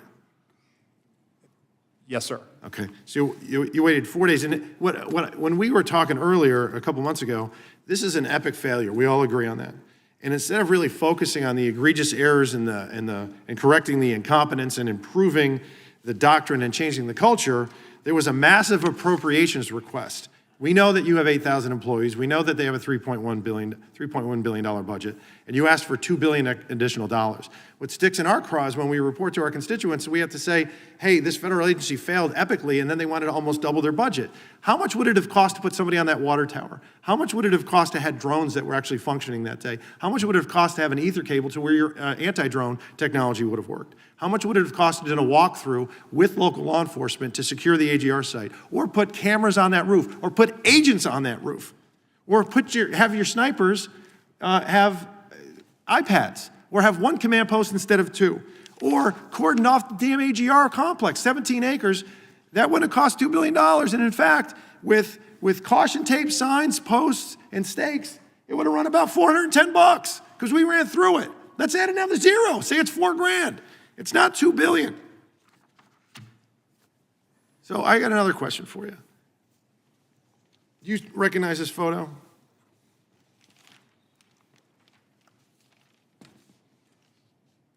Yes, sir, I do. Okay. Was that the remembrance of September 11th? It was. Was it in New York? It was at Ground Zero. Okay. Who's usually at an event like this closest to the President of the United States, security-wise? The SAC of the detail. Special agent in charge of the detail. Were you the special agent in charge of the detail that day? Actually, let me address this. Could you please, staff, leave that? Oh, no, leave that one up with the circle around me. Thank you. So actually, Congressman, what you're not seeing is the SAC of the detail out of the picture's view. And that is the day where we remember the more than 3,000 people that have died on 9/11. I actually responded to Ground Zero. I was there going through the ashes of the World Trade Center. I was there at Fresh Kills. I'm not asking you that. I'm asking you, Congressman. were you the special agent in charge? To show respect You were not. for a Secret That's Service a bunch of member horse hockey. that died on 9/11. Oh, that you're trying to be. Do not invoke 9/11 for political purposes. Oh, I'm not. I'm invoking this. You are, sir. Gentlemen, And you are out of line. I would like to ask him a question. Please. You are out of line, Don't try to bully Congressman. me. Don't Way try out to of bully line. me. I Order. am an elected member of Congress, and I'm asking you a serious question, and you are I playing am a public politics. servant who has served this nation and You spent won't answer the time question. on our day, on our country's darkest Mr. day. Chairman, Committee you will will not come answer Do to not the order. politicize it. Committee will come to order. I'm asking you serious questions for the American people, and they're very simple. They're not trick questions. Were you the special agent in charge that No, day? I wasn't. I was there No, representing Mr. the Chairman, United I'm States just asking Secret you yes or Service, no. sir. Mr. Fallon, your and time's did not expired. affect protective Fallon, No, operations. why your you were time has there expired. because you wanted to be visible because you were auditioning for this I was job there to that pay you're not gonna respect for a get fallen till member of January this 20th. agency. You endangered You are President out of line, Biden's life, Congressman. Vice You President are out of Harris's line. life because you put those agents out of position. Mr. Did you have a Chairman. radio with Mr. you? Fallon, Did your you wear a time vest? has Did you have a expired. weapon? Mr. No. I did, sir, and you are out of line. Mr. Chairman, Mr. Chairman, The dignity. Mr. Chairman, Yes, sir. please. All right. And we are back You're in a order bully. now. We are back in order now. Thank you. Mr. Moskowitz, you are now recognized for 5 minutes. Okay, Congressman? how you doing? Good, sir. All right. So, look, the reason emotions are high is because we almost did have a former president and now the president-elect literally almost killed live on television. And there were two pieces of luck that day, one bad, one good. The Secret Service's luck ran out that day because the systemic failures didn't start on July 13th. They were probably occurring, and the luck ran out that day. But luckily, President Trump moved his head and he wasn't killed. I can't imagine where we would be if we didn't have that second piece of luck. And so everyone here brings their different experience. I'm a former emergency management director. I know disasters when I see them, right? And July 13th was an absolute disaster. There's just no question about that. And I've done after-action reviews, and you go through the things, in your response to a hurricane and what failed, and then you're like a general fighting the last war. We're going to fix the things that failed that day. But really, you got to do more of a holistic approach, not just look at the things that failed that day, the things that aren't working in general, bigger picture, and not just fix just those specific things. I also am familiar about what it's like to come into an agency and clean up someone else's mess, which is what you're doing, and quite frankly. And so I applaud you for that, right? You've been handed, a ship with a hole in it, and it's taken on water, and you got to figure out how to, A, fix the hole and get the water out of the boat at the same time. And so I applaud you for stepping up and doing that. I want to talk about one of the comments that multiple people made on this committee, and it's for your agency and it's for other agencies, which is that a lot of time we get stuck in this process thing. Oh, because of process, we can't communicate with the public, or we're not going to communicate with Congress because of process. Agencies need to change with the times. Things are different now. And when you guys don't put out information, that vacuum gets filled with conspiracy theories. We talk about restoring faith in the institutions. Yes, government needs to work, and people need to see that they're competent. But at the same time, we're not going to be able to restore that faith if the agencies aren't communicating with the public and instead are getting conspiracy theories online because no one else is giving them information. And that's going to be a push-pull that you, DOJ, the FBI are going to have to deal with in today's world of communications. Other people will tell your story for you, and it will be false if you don't tell it. I want to talk about two specific things, and then I want to get to page 7 of the report, which for me is the most important. The 9/11 Commission recommended fixing the comms issue by creating a network. AT&T, FirstNet, I think Verizon has one as well. We knew about the comm failures that day, the throttling the radios, people on different systems. And yet, 20 years, 25 years later, your agency is still struggling with the same problems we had on 9/11. Officers using their own personal cell phones, not on the network that was made for emergency personnel, which would have worked that day. Procurement. I want to talk about procurement, because it's something that most people don't think about, and it's not sexy. And I did tons of procurement when I was the emergency management director. One of the reasons why we have this problem, and it's not just at the federal level, I saw it at the shooting in Marjorie Stoneman Douglas at my high school between the city police versus the county, the sheriff's office, is everyone's doing their own procurement. Every city, every county, every state, every federal agency, every sector is doing different procurement. And you're all hiring different companies with different systems, and no one talks to each other. Computer systems, radio systems, whatever it is. And we're not going to fix this problem until we figure out how to do more of a comprehensive procurement for multiple agencies to get them on the same systems. And so that's a system piece, but I'm telling you, we're not going to fix this problem until that happens. But I want to talk about page 7 of the report. There's a line in there, and I'm not going to ask you to comment because I know what the answer will be. I've been through this. Page 7 of the report says, Congress must consider whether the Secret Service investigative obligations can effectively coexist with its primary protective mission and whether the agency's investigative functions should remain within the Department of Homeland Security. Yahtzee. And I will tell you that Homeland Security was the right to create it. Senator Lieberman was right. It has a core function. It should exist. We need to foster communication between our agencies, but I would surmise that the Department of Homeland Security has become too big. It can't function. It's 22 agencies, and it's just gigantic. And every director, administrator of FEMA that I've talked to, when they were in the agency, wouldn't tell me that. But as soon as they left, they would say, we can't make the changes that we know we need to make within FEMA because we can't get it done within Homeland. And so I'm going to be filing a bill the first day of next Congress to remove FEMA and Secret Service from Homeland Security and make them direct reports to the White House. I think the changes you want to make, I think you'll be able to make them quicker if you're not within Homeland.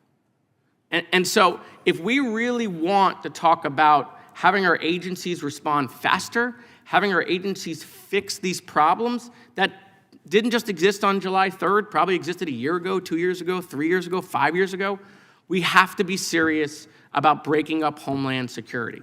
We have to realize that a 22-agency department cannot function efficiently. So it's quite frankly the reason why I joined the DOJ committee, to some people's misconception. I joined it with a specific focus on trying to fix Homeland because that's where this conversation is going to happen, right? And so while we look at the report, I would tell you not to overlook page 7. Everything we've talked about technology, everything we talked about, everything Representative Green talked about culture, right? You actually had a funny line. You said you want to put the Secret Service, you want to put the secret back in Secret Service. I think Representative Green was making sure you don't forget about the service piece also, right? But I think you got to get outside of Homeland. I do. And I'm not going to ask you to comment on that because trust me, I've had 100 conversations, and when they're in public, they're very different than when they are in private. Everyone knows that Homeland is not working in its current condition. But you know what happens? Everyone wants to protect their sacred cow. You staff on the Homeland Security Committee, right? They won't let it happen. Homeland doesn't want to let it happen because they'll want more. 22, they'll take 30, right? I mean, it's just the way it's working. So, you know, Mr. Chairman, I want to thank your leadership running the committee. I want to thank Ranking Member Crow. I think the report is very important. I think we've done it on a bipartisan basis. But I really want to hit this point home. If we are serious about making these changes, then we got to get serious about we have an agency that is not functioning in Homeland because it's just too big. Thank you. I yield back. Thank you, sir. Before we close, I want to turn to Ranking Member Crow for brief closing remarks. Thank you, Chairman, and thank you to the members for this hearing. You know, this was an overwhelmingly bipartisan, productive hearing. I mean, the questions from the members were serious and robust, and clearly they took their charge to learn the issues and to dive into the investigation very seriously. And I also want to thank you, Acting Director Rowe. You know, I've been in Congress now almost 6 years, and I've been in plenty of situations where there are directors and department heads and acting directors and department heads who are in crisis situations, right? Or contingency situations where there's a crisis within their agency or something that has gone wrong. I mean, this is an oversight hearing, so more often than not, there's something that has gone wrong. There's people that deal with that in a variety of different ways. But in my experience, and I don't want to speak for the chairman, and he'll have a chance to speak about this, but we've talked a lot about this, and you've been very candid. You've been very open. You have accepted responsibility for the things that we feel like the service has had to accept responsibility for. You obviously were not the director on July 13th. The deputy director of agencies has different responsibilities. Usually personnel management is what deputy directors do. Then you stepped into the role and have, I think, done a very good job of remediating, mitigating, and providing a path and vision forward. So I thank you for that and your continued service. And I also want to make really clear, when we're talking about the Secret Service, like any of these organizations, they are broad, diverse organizations of thousands of people. And there's no doubt that there were security failures on July 13th and things didn't go right. But I also want to be very careful not to paint everybody with a broad brush. There are people that did not do their jobs, and there needs to be accountability for that. But there's also no doubt in my mind that there were many people who did do their jobs, that showed up with the right mentality, the seriousness, the commitment, who would have jumped up and took that bullet. In fact, after the shooting, did go on the stage and do what they needed to do and were willing to risk their lives. And I want to thank them. I think it's really important that we draw that distinction here, because I know a lot of those officers and agents are listening here today. And for those folks that show up every day with that commitment to excellence, who are willing to put their lives on the line, that we see them too, right? And we appreciate their service in what they do.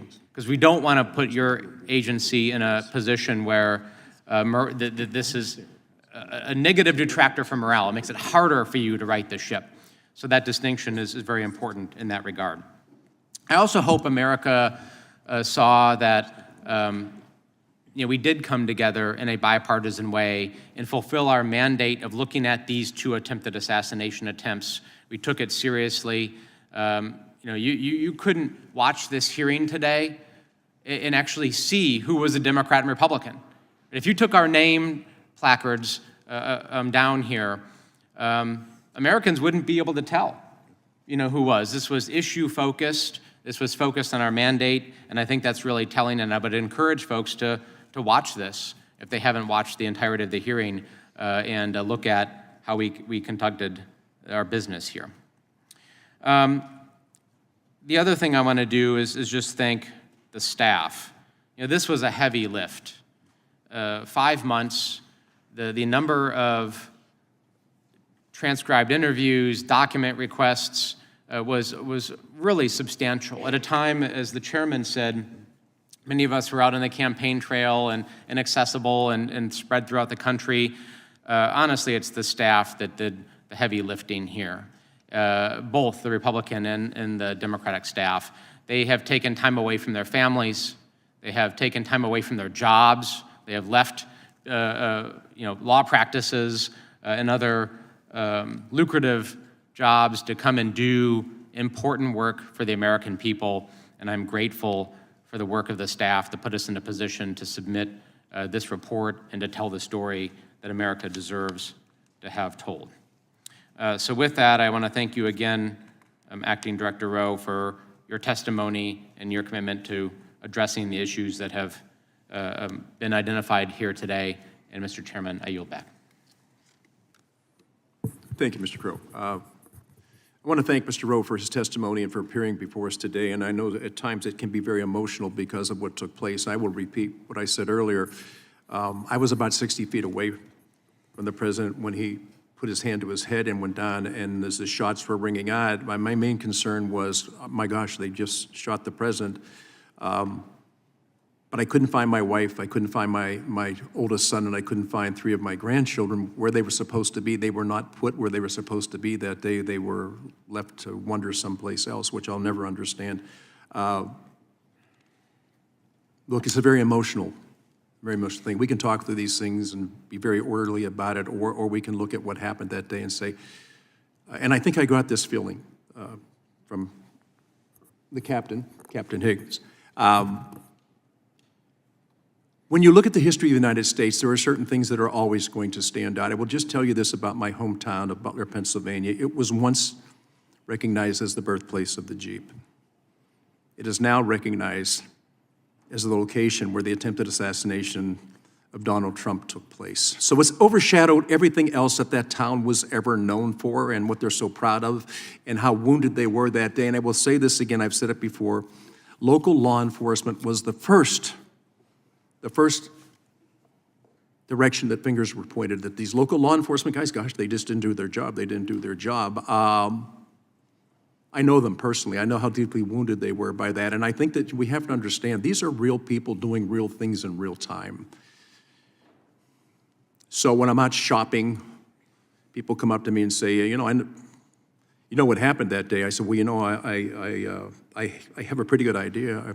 They said, well, let me tell you my version. And they tell me their version. I said, that's interesting. So where were you on the grounds that day? They said, well, I actually wasn't there. Now, why do people come up with these conspiracy theories? They come up with conspiracy theories because they don't get answers at the time they're needed.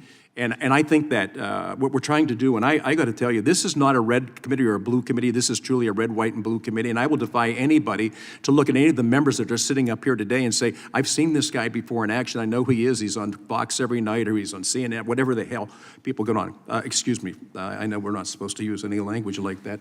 Chairman Green, I know that it's a very emotional thing for you too. So it isn't a funny issue, and it's something that does bring out the best of us and the worst in us. So whenever Jason and I first talked, and we were, and Miss Lee mentioned this, we were given three goals. There was threefold. Understand what went wrong on the day of the attempted assassination, ensure accountability, and to prevent such an agency failure from ever happening again. I know when I first talked to Representative Clay, he said, you can never guarantee that it will never happen again.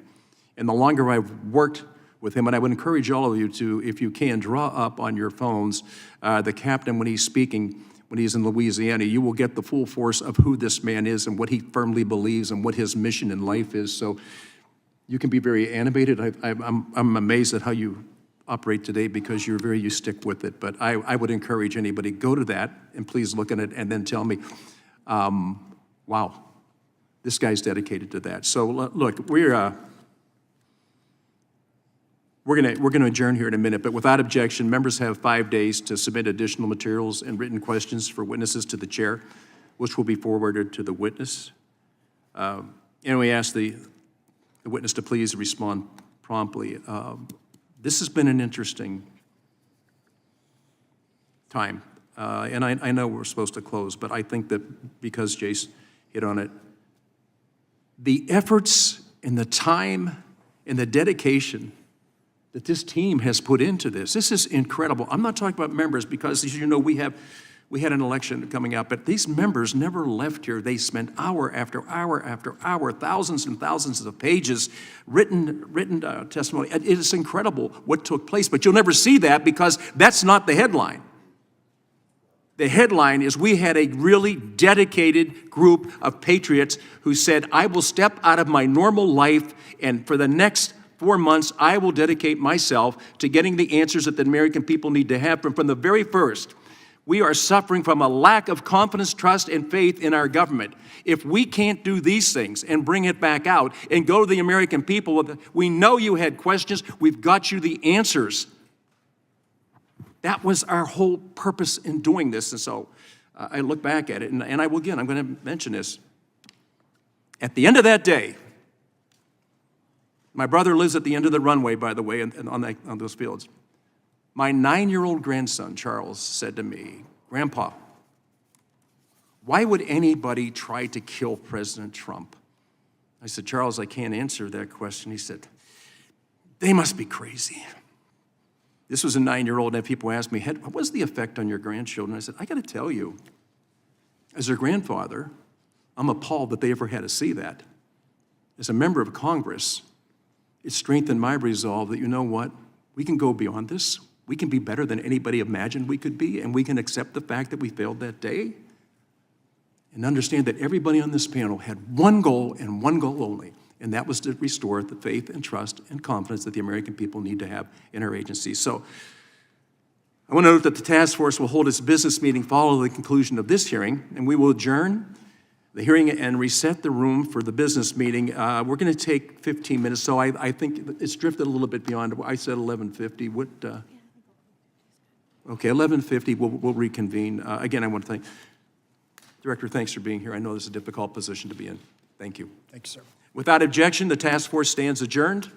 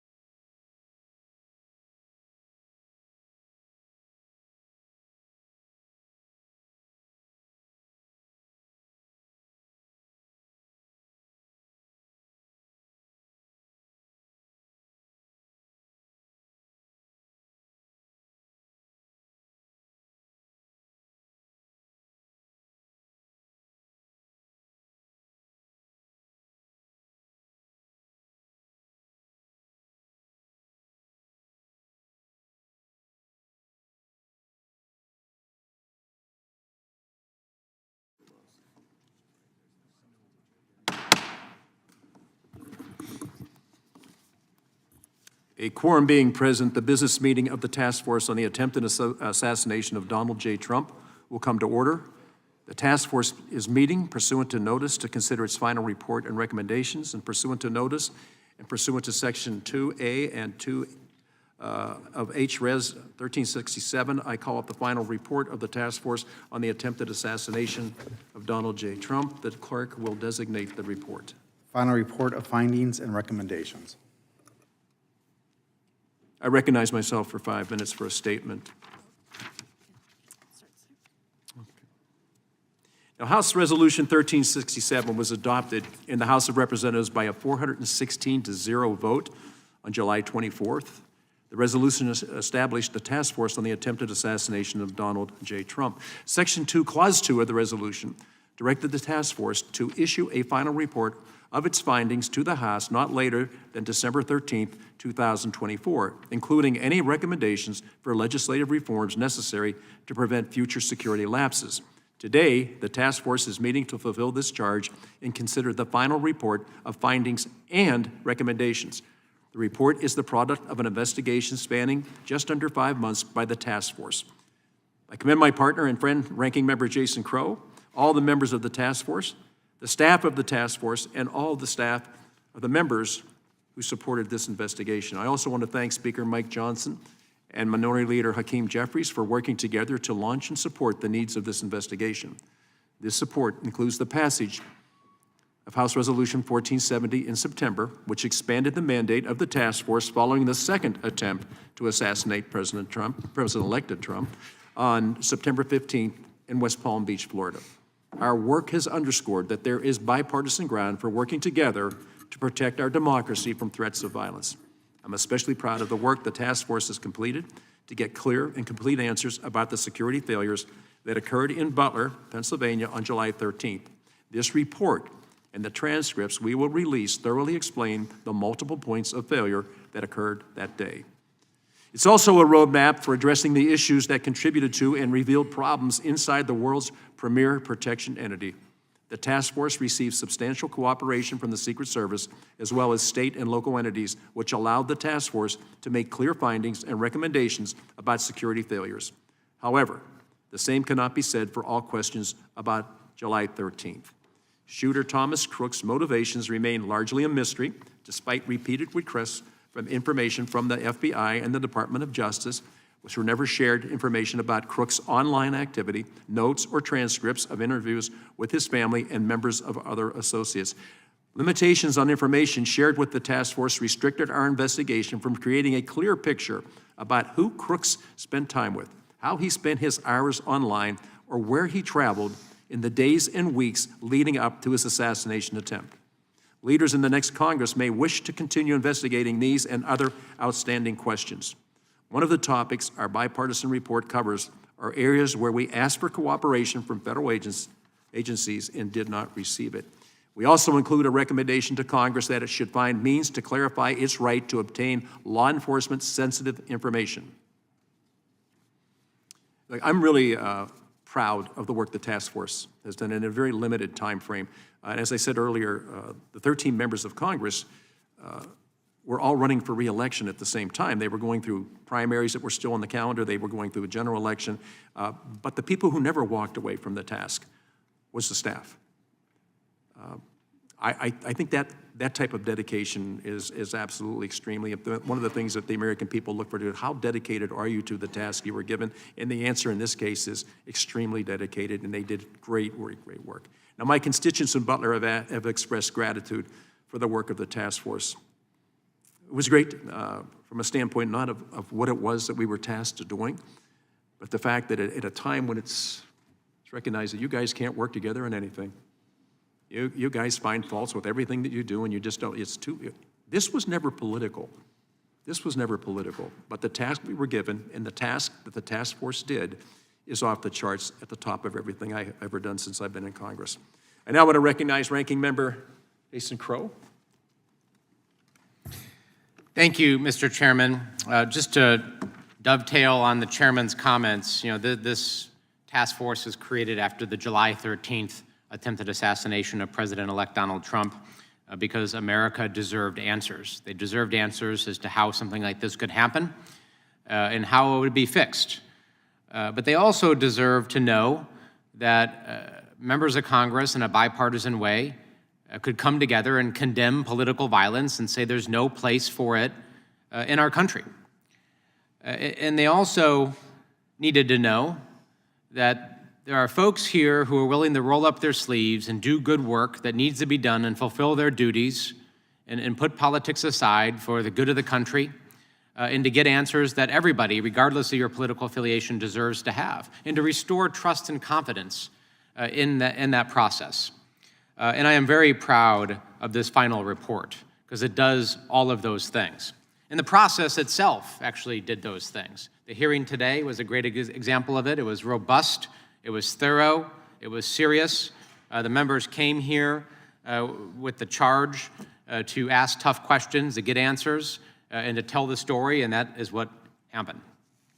I also want to reiterate what the chairman said about the largely very cooperative posture of the federal government in responding to our requests for interviews, responding to our requests for documents, with the exception of the Department of Justice and the FBI, which did not give us some very critical and important information that we believe the American people still need to know. And if their intent was to slow walk us beyond the mandate or the purview of this committee, they are sorely mistaken, because you have members on this task force that sit on committees of jurisdiction that will be coming in next Congress that will still get that information.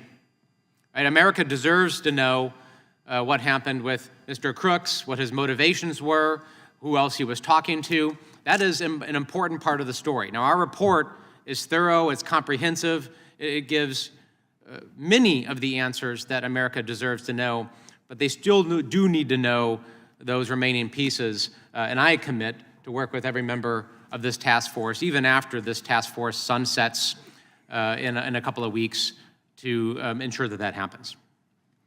I want to thank the staff. I said this earlier in the hearing, that the product that we are going to be voting on and will release is the work largely of the staff that put their lives on hold, that missed important life events and family events, who left different law practices, different positions within government to come and actually do their patriotic duty as Americans and provide answers to this country and to serve the members.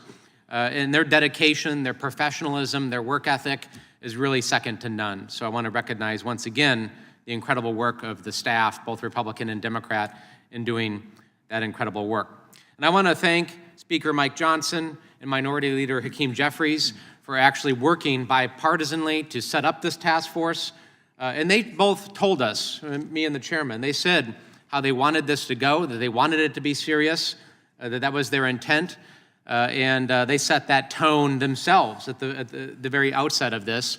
In fact, the chairman and I, neither the chairman and I were seeking these positions and these appointments, but I'm glad that they partnered me with Chairman Kelly, who was a wonderful partner, and it's been one of the best experiences actually in my time in Congress, working with the chairman, working with the other members in a very serious and robust way.